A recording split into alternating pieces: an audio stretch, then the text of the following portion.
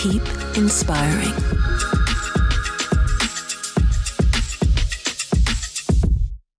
Milí priatelia, srdečne vás vítam pri ďalšom dieli nášho seriálu Nikon blogu SK a Nikon SK. Moje meno je Julo Kotus a dnes sa tu netradične stretávame práve v centre Bratislavy, pretože som sa nemohol dočkať, kedy konečne otestujem túto novinku. Je to objektív Nikkor Z 24x70 f2.8s. A že vám je to povedomé? No jasné, takáto verzia už existuje. Toto je ale verzia 2. A má hneď niekoľko vylepšení, ktoré môžem nazvať aj bombastické. V prvom rade zoomujem a dĺžka objektívu sa nemení. Nič sa nepohybuje, nič sa nevysúva. To, že sa objektív nevysúva, má hneď niekoľko výhod. V prvom rade ide o odolnosť objektívu. Tým, že sa tu nič nehýbe, nevysúva, nenasáva sa prach ani iné nečistoty, ten objektív je podľa najvyšších Nikon štandardov odolný voči vode a voči prachu. Druhá vlastnosť, ktorej vyniká, je váha objektívu. Samotný objektív váži 675 gramov, čo je takisto unikát medzi objektívmi v rozsahu 24-70 vo svetelnosti f2.8 pre full frame. Nič nepočujem.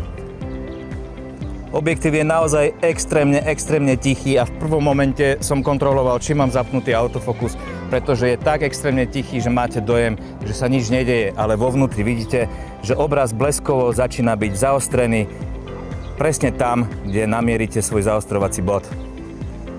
Perfektné. Objektív zaostruje extrémne rýchlo, až som bol prekvapený, o koľko sa dokáže ešte zlepšiť už i tak rýchly objektív, ktorým bola verzia 1. Verzia 2 je naozaj blesková.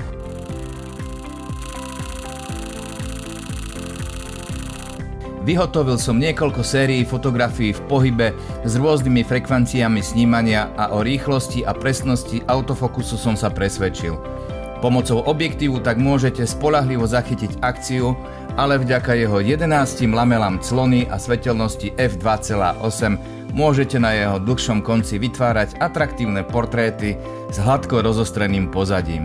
Pri fotení nočných scén oceníte, že objektív má vynikajúce antireflexné vrstvy Mesoamorphous a Arneo a nerobia mu problém ani ostré svetlá reflektorov aut či pouličné osvetlenie. Naopak, po priclonení sa už od clony 10 tvoria z ostrých svetiel atraktívne 22 cípe hviezdice, ktoré môžete kreatívne využiť vo fotografiách architektúry či nočného mesta. Minimálne zaostrenie je 24 cm na širokouhlom konci, 33 cm na dlhom konci objektívu.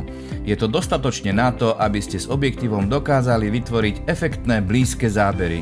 Najväčší pomer zobrazenia je približne 1:3, čo je tiež skvelý výkon na štandardný objektív. Dokonca ani na kovových povrchoch sa neobjavujú aberácie či iné optické chyby. Samotný objektív je celokovový vrátane bajonetu a prednej filtrovej príruby.